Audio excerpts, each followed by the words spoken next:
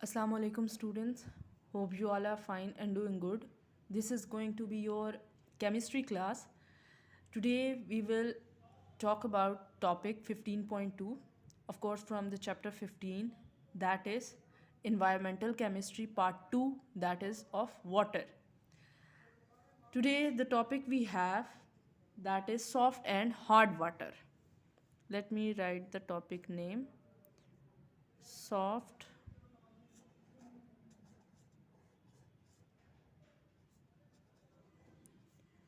and hard water. अब ये soft और हार्ड वाटर होता क्या है, सबसे पहले तो हम इनको डिफाइन करेंगे। अगर हम सॉफ्ट वाटर की बात करें तो ये वो पानी होता है, soft water is that water,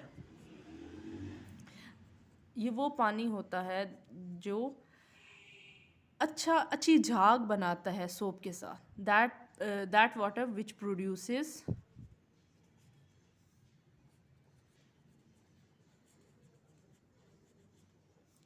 good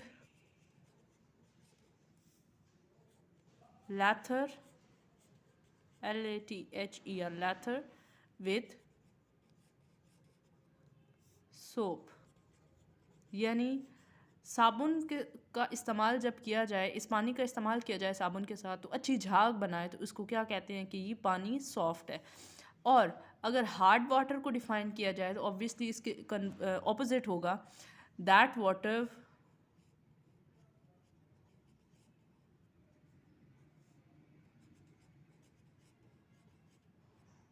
which produces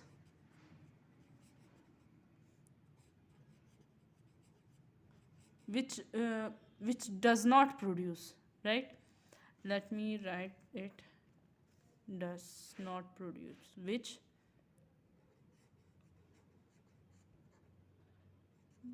does not produce lather with soap।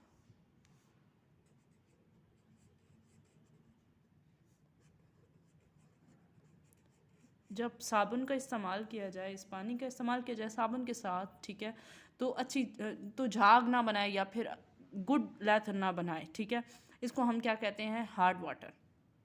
अब ये जो हार्डनेस है पानी के अंदर, ये कास किस वजह से होती है, मतलब ये होती क्यों है, क्या ऐसी चीज़ें मौजूद होती हैं, क्या ऐसे फैक्टर्स मौजूद होते हैं जिसकी वजह से पानी क्या हो जाता है, हार्ड हो जाता है। हार्ड मतलब खारा पानी हो जाता है, ठीक है। तो अगर मैं यहाँ पे हेडिंग दे दूँ, काजेस ऑफ हार्डनेस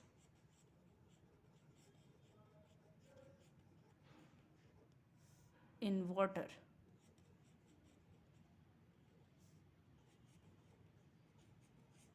पानी में हार्डनेस की क्या क्या वजूहात हो सकती हैं। इस टॉपिक को समझने के लिए आपको एक मैं बात बताती हूँ, दैट होता क्या है कि जब रेन होती है, ठीक है, जब रेन ड्रॉप्स होते हैं, when rain water comes down, तो होता क्या है, जो एटमॉस्फेयर होता है उसमें कार्बन डाइऑक्साइड गैस प्रेजेंट होती है। ये जो रेन वाटर है उस कार्बन डाइऑक्साइड गैस के साथ मिक्सअप होता है, ठीक है। अब इसी को साथ साथ मैं क्वेश्चन में लगाती जाऊंगी। कार्बन डाइऑक्साइड है, ठीक है, वाटर है एक हमारे पास, ठीक है, H2O। अब ये जब मिक्सअप होते हैं तो ये क्या बनाते हैं, कार्बोनेट्स, ठीक है। वो कैल्शियम के हो सकते हैं, मैग्नीशियम के हो सकते हैं, ठीक है। ये जब कार्बोनेट्स बनाते हैं, जब ये पास होते हैं, ये जो पानी है जो पास होता है सॉइल से, तो कन्वर्ट हो जाता है, जो इनसॉल्युबल कार्बोनेट्स होते हैं ना, कैल्शियम और मैग्नीशियम के, वो कन्वर्ट हो जाते हैं इनटू सॉल्युबल बाइकार्बोनेट्स में, ठीक है। मतलब ये कि जो रेन का पानी है, वाटर है, ठीक है, कार्बन डाइऑक्साइड है, ठीक है, कैल्शियम या फिर मैग्नीशियम के जैसे कि कार्बोनेट्स हैं, यहाँ पे इनको केमिकल इक्वेशन में अगर मैंने लिखना हो तो मैं इसको इस तरह से लिख लूँगी, कैल्शियम कार्बोनेट, ठीक है जी। मैग्नीशियम की अगर बात करेंगे हम, तो मैग्नीशियम के कार्बोनेट्स होंगे, ठीक है, उनको भी मैं आपको लिख के दिखाती हूँ, लाइक मैग्नीशियम के कार्बोनेट्स। बाकी सारी जो इक्वेशन है वो एज इट इज़ रहेगी, कार्बन डाइऑक्साइड, वाटर, H2O, ठीक है। अब ये बनेगा क्या, ठीक है, व्हाट इट विल प्रोड्यूस। जैसे कि मैंने आपको पहले बताया कि रेन वाटर है, जब वो एटमॉस्फेयर के अंदर जो कार्बन डाइऑक्साइड है उसके साथ जब मिक्सअप होते हैं तो, और फिर उसके बाद जब सॉइल में से पास आउट होते हैं तो ये सारा फिनोमेना होता है। और किस में फाइनली कन्वर्जन होती है। ये जो होते हैं ये कार्बोनेट्स, ये क्या होते हैं, इनसॉल्युबल, ठीक है, इनसॉल्युबल। लेकिन ये जब सारी चीज़ें मिक्सअप होती हैं तो किस में कन्वर्ट हो जाते हैं, सॉल्युबल बाइकार्बोनेट्स में। जैसे कि कैल्शियम कार्बोनेट है, ये किस में कन्वर्ट हो जाएगा, कैल्शियम बाइकार्बोनेट। बाय मतलब हाइड्रोजन, ठीक है, आप इसको कैल्शियम हाइड्रोजन कार्बोनेट भी कह सकते हैं, ठीक है, क्योंकि कैल्शियम की जो वैलेंसी है वो +2 है यहाँ पे, ठीक है। तो इस वजह से ये +2 जब क्रॉस एक्सचेंज रूल जो 9th क्लास के फर्स्ट चैप्टर में जो टॉपिक है, ठीक है, how to write a chemical equation, उसमें उन पॉइंट्स में आपके पास मौजूद है, आप वहाँ से भी देख सकते हैं। तो ये उसके मुताबिक होल ट्वाइस आ जाएगा, ठीक है। अब यहाँ पे अगर देखें तो मैग्नीशियम, चूँकि यहाँ पे एक और मैं बात आपको बताती चलूँ, बाइकार्बोनेट में जो HCO3 होता है इसकी वैलेंसी -1 होती है, तो ये इधर से शिफ्ट हो जाएगा और ये +2 इधर इसके क्रॉस में एक शिफ्ट हो जाएगा। इसको क्या बोलते हैं, cross exchange rule, right, cross exchange rule. तो ये क्या जी बन जाएगा, मैग्नीशियम का कार्बोनेट MgCO3 होल ट्वाइस, ठीक है जी, ये बन जाएंगे हमारे पास सॉल्युबल बाइकार्बोनेट्स। ये वो फैक्टर्स हैं, ये वो चीज़ें हैं जो पानी के अंदर मौजूद होती हैं। और पानी क्या होता है, खारा होता है, हार्डनेस क्रिएट होती है, कॉज होती है। अब जो रेन वाटर है वो बहुत सारे सॉल्ट्स को डिज़ोल्व करता है, ठीक है। उनमें अगर डाइवैलेंट कैटाइंस की बात करें तो हमारे पास क्या मौजूद है, इसको फर्दर आगे डिस्कस कर लेते हैं, ठीक है। Rain water dissolves many salts of divalent cations, like अगर मैं उनकी एग्जांपल आपको बताऊं तो आप इसको इस तरह से लिख सकते हैं, कैटाइंस जो पानी डिज़ोल्व करता है रेन वाटर, वो कौन कौन से हैं, ठीक है, हेडिंग्स में। और एनाइंस की भी हम डिस्कस कर लेंगे कि एनाइंस आपको पता होना चाहिए ये पढ़ने से पहले कि कैटाइन क्या होता है, कौन सी स्पीशी होती है, पॉजिटिव चार्ज कैरियर स्पीशी, और एनाइन क्या होता है, नेगेटिव चार्ज कैरियर स्पीशी। तो कैटाइंस की बात करें तो हमारे पास क्या है, मैग्नीशियम Mg+2, कैल्शियम, ठीक है। और हमारे पास अगर एनाइंस एक्सेट्रा इस तरह से जो भी कैटाइंस हैं वो मौजूद होते हैं। एनाइंस की बात करें तो हमारे पास क्या है, क्लोराइड्स हैं, ठीक है, हमारे पास सल्फेट्स हो सकते हैं, ठीक है, जैसे कि सल्फेट मतलब SO4 2 नेगेटिव, ठीक है। और बाइकार्बोनेट्स हो सकते हैं हमारे पास HCO3 -1। आपने एक बात याद रखनी है कि कार्बोनेट हमेशा CO3 हो तो 2 नेगेटिव वैलेंसी होती है। ये आपके 9th क्लास की केमिस्ट्री के फर्स्ट चैप्टर में चीज़ें जो हैं वो एक्सप्लेन की हुई हैं। और अगर साथ में हाइड्रोजन आ जाए तो ये वैलेंसी क्या हो जाती है, -1 हो जाती है, सही है। तो अगेन कार्बोनेट है हमारे पास CO3 2 नेगेटिव। इस तरह से ये कुछ एग्जांपल्स हैं कैटाइंस की और एनाइंस की। अगर कंपाउंड्स की बात करें, स्पेसिफिक हम एग्जांपल्स की बात करें तो यहाँ पे एग्जांपल की मैं हेडिंग बनाऊंगी EXAMPLE, एग्जांपल। तो हमारे पास एग्जांपल क्या है, जैसे कि जिप्सम है, ठीक है, GYPSUM, जिप्सम। जिप्सम का फार्मूला क्या है, CaSO4.2H2O, CaSO4.2H2O जिप्सम का फॉर्मूला है, ओके। अब एक और एग्जांपल अगर मैं यहाँ पे आपको बताऊँ तो क्या है हमारे पास, लाइमस्टोन। ये भी आपने फर्स्ट टाइम ये फार्मूला पढ़ा था केमिस्ट्री के 9th क्लास की केमिस्ट्री के फर्स्ट चैप्टर में, जो आपके पास टेबल गिवन है वहाँ पे जिप्सम कब पढ़ा था, लाइमस्टोन कब पढ़ा था। लाइमस्टोन का क्या फार्मूला है जी, कैल्शियम कार्बोनेट CaCO3, ठीक है जी। ये जो हैं सॉल्ट्स हैं जो पानी को हार्ड बनाते हैं। अब अगर देखा जाए तो जो जिप्सम है ना, कैल्शियम सल्फेट, जिसको कैल्शियम सल्फेट भी बोलते हैं, और 2 जो है वाटर ऑफ क्रिस्टलाइजेशन इसमें मौजूद होते हैं कि किसी हद तक पानी में सॉल्युबल होता है, ठीक है। जिप्सम क्या है जी, स्पेरिंगली सॉल्युबल है पानी में, स्पेरिंगली सॉल्युबल मतलब not completely soluble, partially soluble है, किसी हद तक पानी में हल हो जाता है। जबकि लाइमस्टोन क्या है जी, it is insoluble in water, right. यहाँ पे इसको मैं ऐसे एरो दे के आपको बताती हूँ दैट इट इज़ इनसॉल्युबल। ये बिल्कुल पानी में हल नहीं होता, ठीक है। बट अगर कार्बन डाइऑक्साइड की प्रेजेंस मौजूद हो तो किसी हद तक स्मॉल क्वांटिटी में ये पानी में हल हो जाता है। जैसे कि आपने लास्ट जो केमिकल इक्वेशन पढ़ी थी उसमें भी आपने पढ़ा था दैट ये जो कैल्शियम कार्बोनेट है अगर कार्बन डाइऑक्साइड की प्रेजेंस में ये वैसे इनसॉल्युबल है, लेकिन जब कार्बन डाइऑक्साइड के साथ मिक्सअप होता है, पानी के साथ अंदर डिज़ोल्व होता है, तो ये सॉल्युबल बाइकार्बोनेट के अंदर चेंज हो जाता है, यानी हल हो जाता है, राइट। सो ये है हमारा कि causes of hardness of water. अब है हमारे पास types of hardness of water, यानी कितनी तरह की क्लासिफिकेशन है हमारे पास हार्डनेस की, ठीक है। तो अगर देखा जाए टाइप्स की तो हमारे पास दो टाइप्स हैं, ठीक है। Types of hardness, types of hardness की बात करें, hardness of water, then we have two type of hardness of water, ठीक है जी। एक है हमारे पास टेम्परेरी हार्डनेस और एक है हमारे पास परमानेंट हार्डनेस, ठीक है जी। यहाँ पे मैं लिखती हूँ temporary hardness of water, temporary hardness, and the next one we have permanent hardness. अगर टेम्परेरी हार्डनेस की बात करें तो ये एक छोटी सी बात, आगे मज़ीद आपको पढ़ाने से पहले आपको पता होना चाहिए कि टेम्परेरी हार्डनेस ऑफ वाटर क्यों काज होती है। It is cause just because of the bicarbonates, यानी कि जो बाइकार्बोनेट हैं, हाइड्रोजन कार्बोनेट्स हैं, उनकी वजह से ये काज होती है। किस किस के बाइकार्बोनेट्स, ठीक है। कैल्शियम और मैग्नीशियम के, कैल्शियम और मैग्नीशियम के जो बाइकार्बोनेट्स हैं उनकी उनकी प्रेजेंस की वजह से टेम्परेरी हार्डनेस ऑफ वाटर काज होती है। अब परमानेंट हार्डनेस की ऑफ वाटर की बात करें तो परमानेंट हार्डनेस ऑफ वाटर किस वजह से काज होती है। It cause just because of the sulphates SO4 negative and chloride Cl -1। अब सल्फेट और क्लोराइड्स किसके, अगेन कैल्शियम और मैग्नीशियम के सल्फेट और क्लोराइड्स, ठीक है। इसको मज़ीद अगर मैं फ़ाइन तरीके से लिखूं तो ऐसा लिखा जा सकता है CaCl2, ठीक है, MgSO4, ठीक है। मज़ीद इन डिटेल आगे हम इसको पढ़ते हैं कि कैसे ये काज करते हैं और किस तरह इनको रिमूव किया जा सकता है, कैसे काज होते हैं, किन फैक्टर्स की वजह से, वो तो अभी हमने डिस्कस कर लिए। मज़ीद हम देखते हैं कि ये इनके मेथड्स क्या हैं कि किस तरह इनको ख़त्म किया जा सकता है।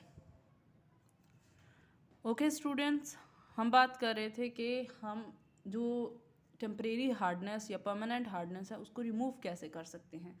तो ऐसा फिनोमेना, ऐसा प्रोसेस जिसमें हम हार्डनेस को रिमूव करें, उस प्रोसेस को हम क्या कहते हैं, वाटर सॉफ्टनिंग, ठीक है। इसको अगर मैं डिफ़ाइन करूं तो वाटर सॉफ्टनिंग क्या है जी, water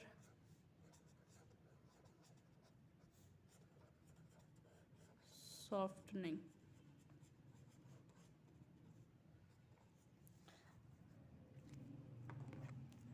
the removal of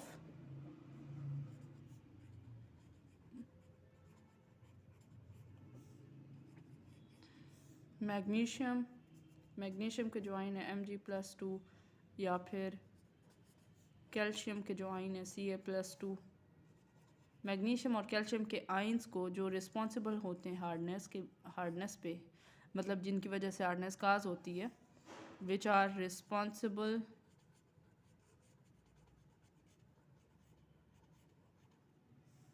for hardness is called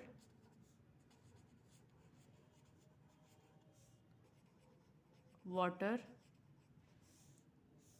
which are responsible for hardness is called water softening, ठीक है जी।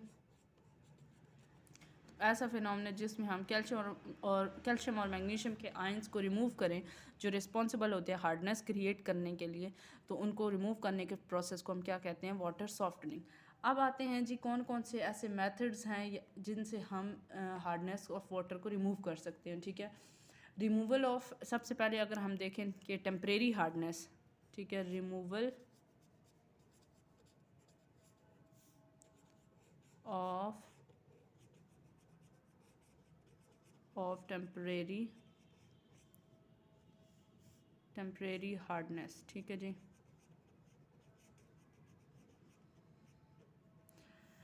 दो मेथड हैं।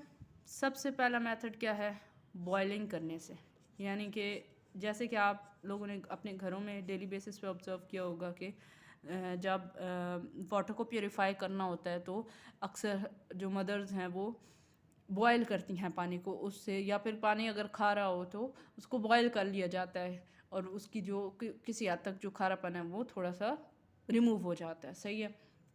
तो इसको रिमूव करने का ये तरीका है, सबसे पहले आपको पता होना चाहिए ना कि किस वजह से काज होते हैं। तो हमने लास्ट अभी कुछ देर पहले पढ़ा है कि कैल्शियम और मैग्नीशियम के कार्बोनेट्स और मींस उसके जो बाइकार्बोनेट्स हैं उसकी वजह से काज होता है। तो कैल्शियम या मैग्नीशियम जो भी हो, फॉर एग्जांपल अगर मैं लेट्स सपोज अगर समझाने के लिए फ़िलहाल अब अगर मैं अभी कैल्शियम बाइकार्बोनेट ले लेती हूँ, तो इसको जब आप हीट करेंगे यानी बॉयलिंग का फिनोमेना होगा, प्रोसेस होगा, तो होगा क्या कि ये किस किस में डिकम्पोज होके आएगा। सबसे पहले तो कार्बोनेट बनेगा, ठीक है। ये क्या था, सॉल्युबल थे, ठीक है। अब ये जो कार्बोनेट है कैल्शियम का कार्बोनेट, इट इज़ इनसॉल्युबल। ये क्या है जी, इनसॉल्युबल है, ठीक है।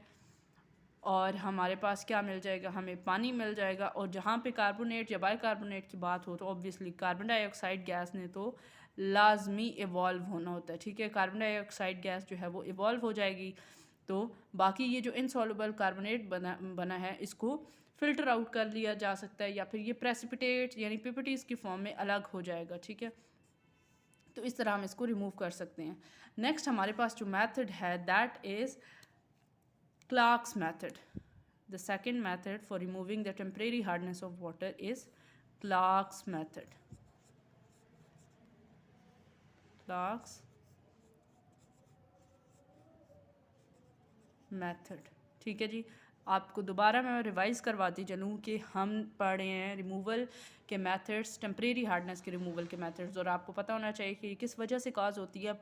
It is cause just because of the bicarbonates of calcium and magnesium. तो हमने बाइकार्बोनेट्स को, और बाइकार्बोनेट सॉल्युबल होते हैं पानी में, हमने इनको ख़त्म करना है।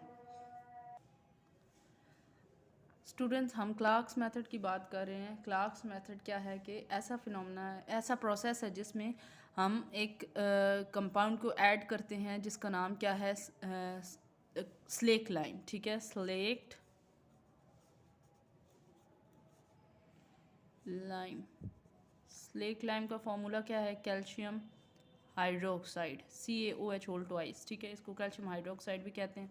जब हम हार्ड वाटर में, हार्ड वाटर मतलब कि उसमें कैल्शियम या फिर मैग्नीशियम के क्या होंगे, बाइकार्बोनेट्स मौजूद होंगे, HCO3 whole twice and again HCO3 whole twice, ठीक है जी। अब इसमें हम क्या ऐड करेंगे, कैल्शियम हाइड्रोक्साइड यानी कि स्लेक लाइम ऐड करेंगे। जिस तरह मैं बोल रही हूँ इसी तरह मैं केमिकल इक्वेशन राइट डाउन कर रही हूँ। अब होगा क्या कि ये आपस में रिएक्ट करेंगे और रिएक्ट करके कुछ कंपाउंड्स हमें कुछ प्रोडक्ट्स हमें मिलेंगे। फॉर एग्जांपल अगर फर्स्ट इक्वेशन की बात करें तो हमें क्या मिल सकता है, कैल्शियम कार्बोनेट मिल सकता है, ठीक है। और चूंकि ये दोनों ये जो कैटाइंस हैं ये कैल्शियम के हैं, तो इसलिए हम बैलेंस करके केमिकल इक्वेशन को हम इसको जस्टिफाई कर लेंगे, ठीक है। नेक्स्ट हमारे पास क्या है जी, ऑब्वियसली पानी ने फ्री होना है, सॉफ्ट होना है, तो हमें वाटर मिलेगा। सेम अगर हम सेकेंड इक्वेशन की बात करें तो एक तो हमें क्या मिलेगा, कैल्शियम कार्बोनेट, ठीक है, और पानी मिलेगा। कैल्शियम कार्बोनेट तो मिलेगा, उसके साथ हमें मैग्नीशियम का कार्बोनेट भी मिलेगा, ठीक है जी। Magnesium carbonate MgCO3 and of course water, इसको मैं यहाँ पे लिख लेती हूँ प्लस वाटर, ठीक है। ये जो वाटर होगा ये वाला वाटर एंड दिस वाटर, ये क्या होंगे, सॉफ्ट वाटर होंगे, ठीक है जी। वेल स्टूडेंट्स, हमने मेथड्स पढ़े रिमूवल के, टेम्परेरी जो हार्डनेस है उसके रिमूवल के मेथड्स पढ़े, बॉइलिंग और क्लार्क्स मेथड, ठीक है। तो उसमें हम मैग्नीशियम के और कैल्शियम के कार्बोनेट्स जो इनसॉल्युबल हो जाते थे वो प्रेसिपिटेट के फॉर्म में अलग होकर हमें सॉफ्ट वाटर मिल जाता था। लेकिन अभी जब जो हम पढ़ने लगे हैं that is removal of permanent hardness, ठीक है जी। रिमूवल ऑफ परमानेंट हार्डनेस, ठीक है। परमानेंट हार्डनेस आपको पता होना चाहिए कि काज किस वजह से होती है। इट इज़ कॉज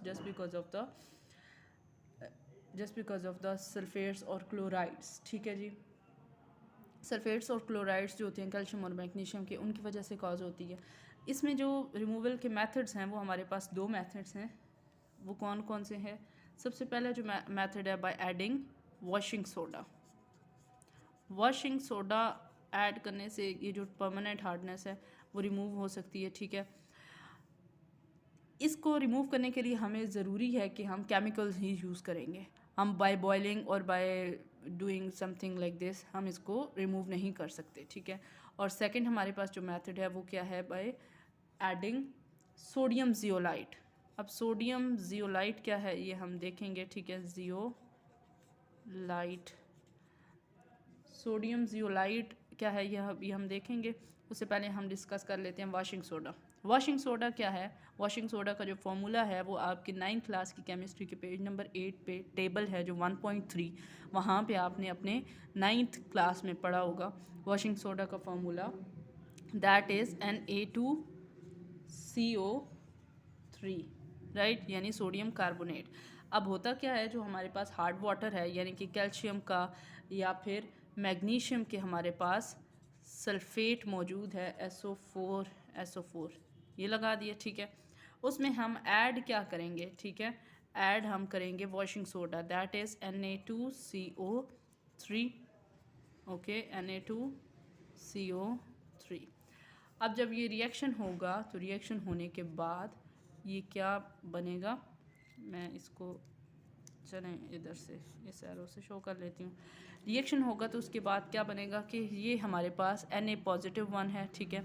यहाँ पे +2 है और एनाइन जो है ये -1 है इधर, सॉरी -2 है कार्बोनेट, और यहाँ पे भी -2 है। अब होगा क्या कि ये जो कैल्शियम का कैटाइन है ये कार्बोनेट के एनाइन के साथ कंबाइन होगा और कंबाइन होके हमें क्या मिलेगा? कैल्शियम कार्बोनेट, ठीक है जी। और हमें जो दूसरा है, बाकी क्या बचाएंगे? सोडियम सल्फेट, ठीक है जी। आई होप आपको बात समझ में आ गई होगी।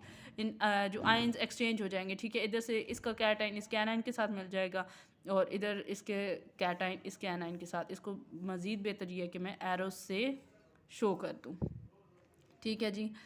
तो यहाँ पे हमें क्या मिलेगा? चूँकि इसकी +1 है वैलेंसी तो Na2CO SO4 आ जाएगा, ठीक है जी। क्रॉस एक्सचेंज मेथड यहाँ पे भी अप्लाई हुआ है। अब चूँकि ये इनसॉल्युबल है वाटर में, ठीक है, इनसॉल्युबल, इस वजह से ये प्रेसिपिटेट आउट होके हम इसको बाहर निकालेंगे और हमारे पास सॉफ्ट वाटर रह जाएगा। और ये कुछ भी ऐसा इसका कोई फ़र्क नहीं पड़ता, ये हार्डनेस ना क्रिएट करता है ना, मतलब कोई इसका कोई नेगेटिव इफेक्ट नहीं है सोडियम सल्फेट का। सो ये एज इट इज़ पानी में रहेगा एज अ मिनरल। अब मज़ीद नीचे आते हैं, सेकंड इक्वेशन को भी इसी तरह हमने सॉल्व करना है। तो ये क्या बन जाएगा? मैग्नीशियम कार्बोनेट, ये प्रेसिपिटेट आउट हो जाएगा, ठीक है। और बाकी जो है हमारे पास क्या रह जाएगा? सोडियम सल्फेट Na2SO4, ठीक है जी। नेक्स्ट मेथड है हमारे पास सोडियम जियोलाइट। सोडियम जियोलाइट यानी इसको एक और नाम भी दिया जाता है ion exchanger. Ion exchanger, ion exchanger क्यों कहा जाता है? क्योंकि इस प्रोसेस में, इस फिनोमेना में आयंस ने एक्सचेंज होना होता है। अब होता क्या है कि सोडियम जियोलाइट को अगर स्पेसिफिकली मैं डिफ़ाइन करूं तो ये क्या है कि ये सोडियम एल्यूमिनियम का सिलिकेट है, means NaAl, sodium aluminium silicate, मतलब SiO3 whole twice, sodium aluminium का सिलिकेट है। अब ये जब इस्तेमाल होता है हार्ड वाटर में, अब इसको केमिकल इक्वेशन में अगर मैं रिप्रेजेंट करूं तो इसको शॉर्ट फॉर्म में ऐसे लिखा जा सकता है, जैसे कि मैंने पहले लिखा, जियोलाइट, सोडियम जियोलाइट। यहाँ पे हमारे पास हार्ड वाटर है, जैसे कैल्शियम का सल्फेट है। अब होगा क्या कि ये जो हमारे पास ये सोडियम आयन है ना जियोलाइट में, ये एबिलिटी रखता है कि ये अपनी जगह दूसरे ये जो आयंस हैं, कैटाइन हैं, उनको रिप्लेस करने की एबिलिटी रखता है। ये जो जियोलाइट रेजन है, ठीक है, ये इसको अपने से रिप्लेस कर लेगा और क्या बन जाएगा हमारे पास? एज अ रिज़ल्ट क्या आ जाएगा? कैल्शियम आ जाएगा जियोलाइट और plus sodium Na2SO4 sodium sulphate. ठीक है जी, इतनी बात क्लियर हो गई।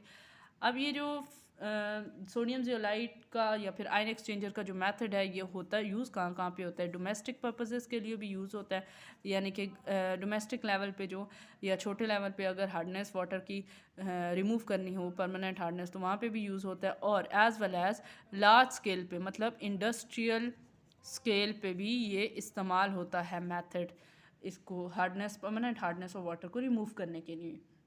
और सोडियम जियोलाइट क्या होता है, एक रेजन होता है सोडियम एल्यूमिनियम सिलिकेट का, जो प्रिपेयर किया जा सकता है आर्टिफिशियली भी, नेचुरली भी प्रेजेंट होता है, लेकिन आर्टिफिशियली भी इसको प्रिपेयर किया जा सकता है। और ये domestic as well as industrial scale पे hardness of, permanent hardness of water को रिमूव करने के काम आता है। ठीक है, पानी को एक्चुअली इस जियोलाइट या इस रेजन में से गुजारा जाता है, तो इस केस में सोडियम आयन क्या करता है, अपने आप को एक्सचेंज कर लेता है with the cation of those compound जो हार्डनेस ऑफ वाटर का बायस बनते हैं। ठीक है जी, नेक्स्ट है हमारे पास के जब ये रेजन फुली इस्तेमाल हो जाता है ना, तो फिर क्या होता है कि इसको रीजनरेट किया जा सकता है, इसको मतलब दोबारा से इसको रीन्यू किया जा सकता है। कैसे रीजनरेट किया जा सकता है, इसको फ्लश किया जाता है किसके साथ, सोडियम क्लोराइड सोल्यूशन के साथ। अब होता क्या है कि अगर जाहिर सी बात है रेजन है, तो ये इधर तमाम के तमाम कैल्शियम आयन जब डिपॉजिट हो जाएंगे, तो फिर ये दोबारा इस्तेमाल के काबिल तो नहीं रहेगा, इसकी एफिशिएंसी वैसी तो नहीं होगी।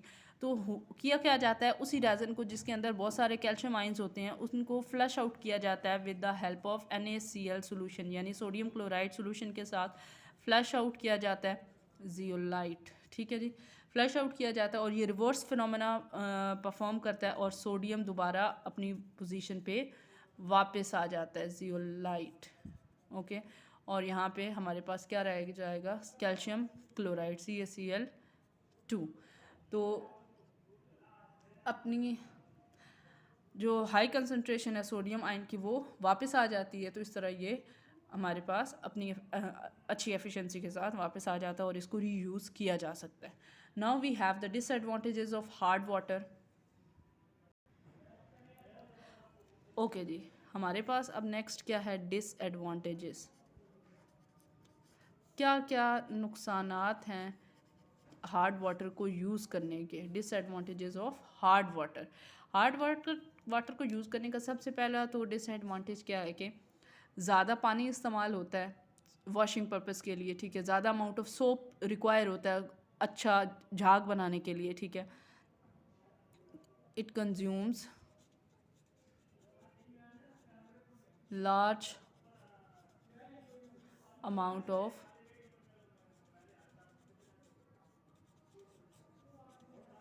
soap in washing purpose। Washing purpose के लिए ज़्यादा अमाउंट ऑफ सोप रिक्वायर होता है, और जब हम खारा पानी पीते हैं तो हमें स्टमक की डिजीज़ काज होती हैं, जिन्हें हम स्टमक डिसऑर्डर कह सकते हैं। It causes the stomach disorder, it causes stomach disorders. ठीक है जी, नेक्स्ट क्या है कि जब हार्ड वाटर को सॉफ्ट करने के लिए बॉयलर्स वगैरह में इसको स्टीम इंजन्स में यूज़ किया जाता है। ठीक है, तो मतलब ये अनफिट है, it is unfit for steam engines. Steam engines के लिए ये अनफिट है, क्यों? क्योंकि जब ये बॉयलर में इंजन्स या फिर बॉयलर्स जो होते हैं उनके लिए अनफिट है। ठीक है, और टरबाइंस वगैरह जो हैं उनके लिए अनफिट है। क्यों अनफिट है? क्योंकि जब हीट अप्लाई होती है तो कैल्शियम और मैग्नीशियम के जो इनसॉल्युबल सॉल्ट्स हैं वो डिपॉजिट हो जाते हैं बॉयलर्स के अंदर या फिर टरबाइंस वगैरह के अंदर। जैसे ये फॉर एग्जांपल बॉयलर है, तो यहाँ पे ये स्केल्स वगैरह ये जो है इनसॉल्युबल जो इसके सॉल्ट्स हैं ये यहाँ पे डिपॉजिट हो जाएंगे। इनको क्या बोलते हैं? They are termed as scales. अब यहाँ पे डेफिनेशन आ सकती है, व्हाट इज़ स्केल्स? तो आप इसको डिफाइन करेंगे that the salts, insoluble calcium and magnesium salts deposited inside the boilers, turbines or engines or steam engines, they are called scales। और ये बैड कंडक्टर होते हैं, ये जो स्केल्स होते हैं ना, they are bad conductor of heat और इसी वजह से ज़्यादा जो कंजम्पशन होती है फ्यूल की वो काज होती है, ज़्यादा फ्यूल कंजम्पशन काज होती है। इनसॉल्युबल कैल्शियम और मैग्नीशियम के जो सल्फेट्स हैं वो ना सिर्फ इनसॉल्युबल जो कैल्शियम और मैग्नीशियम के जो इनसॉल्युबल सल्फेट्स हैं SO4 ठीक है, ये ना सिर्फ इस बॉयलर की एफिशिएंसी को कम करते हैं, मतलब कैल्शियम और मैग्नीशियम के जो दूसरे क्या है कार्बोनेट्स वगैरह हैं वो तो इसकी एफिशिएंसी कम करते हैं, और सल्फेट्स ना सिर्फ एफिशिएंसी को कम करते हैं बल्कि बॉयलर्स इनसे बस्ट भी हो सकते हैं, ठीक है, फट भी सकते हैं। सो क्या है, अनफिट हैं इन तमाम चीज़ों के लिए, बॉयलर्स के लिए, स्टीम इंजन के लिए, टरबाइन के लिए हार्ड वाटर बहुत ज़्यादा अनफिट है और बहुत ज़्यादा रिस्की है। So student, this was all about for today's lecture. अगर आपको कुछ बात समझ नहीं आई तो आप मुझसे पूछ सकते हैं। Feel free to ask any question related to this topic. Thank you so much. अल्लाह हाफिज़।